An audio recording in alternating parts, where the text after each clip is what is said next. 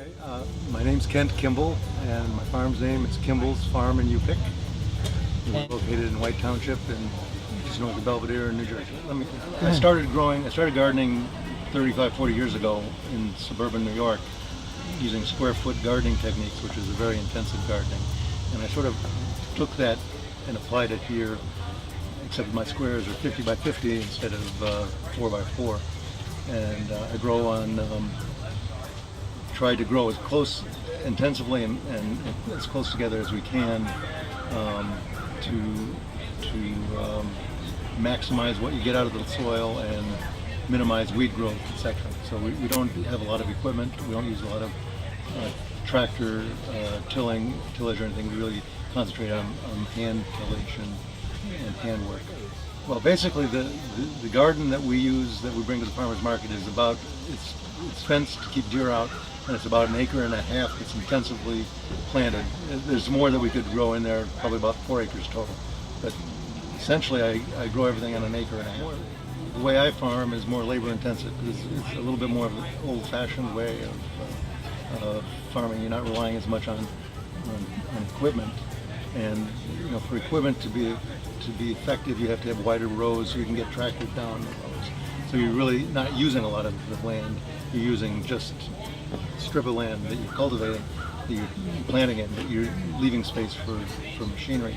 And we, instead of doing that, to turn that around, we have access to our squares using little road paths for our tractor. But inside the square itself, we focused on using primarily hand equipment, hand tillers, hand weeding. One of the things that when I started farming, when I bought the land, I wanted to have something that offered something a little bit different than a standard U-pick, where you go and you're picking 5 bushels of beans and you have acres of beans or acres of strawberries or whatever. So we wanted to have a lot of variety. I wanted to have the variety so I could harvest and enjoy it, and also the variety that somebody could come to the garden and really could pick a week's supply of vegetables that they would use for their family, seasonal vegetables. And so in order to do that, we had to maximize the number of crops we put in in a small area. We had to focus on having it in smaller amounts. We've been doing the farmers market now for 3 years, and that has taken a bigger part of our operation. We're not located in a spot that's really convenient. It's convenient, but it's not a major roadway, so we don't get a lot of drive-by traffic. So the farmers market really has taken over a bigger part of our business. But we still have U-pick hours after the market on Saturdays and all day Sundays. And basically we try to focus on being a place that people can come with their children, see how a potato grows, how the different vegetables grow, and to pick a week's supply of vegetables rather than come to pick a bushel of beans or something. Occasionally, when we have a bumper crop of something, we'll be able to accommodate people who want large quantities. Well, we grow organically. We're not certified organically. The process of being certified is cumbersome, and I'm not certain that I really like it, but I don't use herbicides or pesticides. Don't use any chemical fertilizers at all. We really focus on trying to grow in a way that is in harmony with the land. And my basic way of pest control is I purchase a lot of beneficial insects and try to develop an ecosystem that has a balance that prevents being overrun by any particular pest. Growing organically is important to me because, number one, I want to be able to be in the garden, and at any time, if I'm picking something, I can take it and eat it. And the only thing that I'll get that I shouldn't have possibly is maybe a little bit of dirt, which is okay for you anyways. But I think that growing organically also is a lot better for the soil, and I think that you end up with a more sustainable use of your land and your food. So I really focus on trying to have the land produce and giving back to the land so it continues to produce, and not taking away from it.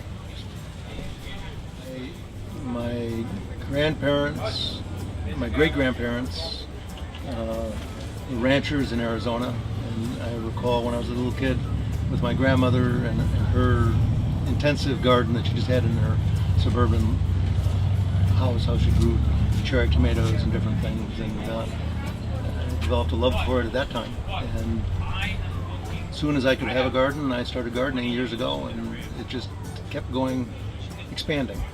And it's a sort of an interesting process. The more you do it, the more you want, at least the more I do it, the more I want to do it. Well, yeah. I lived in Queens in New York City back in the 70s. I grew up in Michigan and Wisconsin, but my first wife and I moved to Queens, and then each time I've moved since then, subsequently I've moved further and further away from population at each turn. So I came here to Warren County from Southern Virginia. I worked in the port of Norfolk, and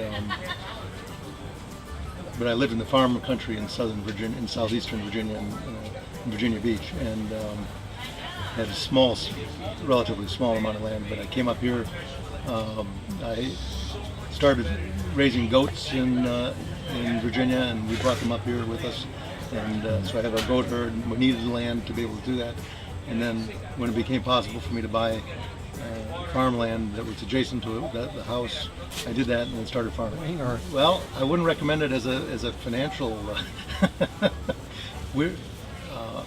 would recommend it as a wonderful way of spending time. Yes.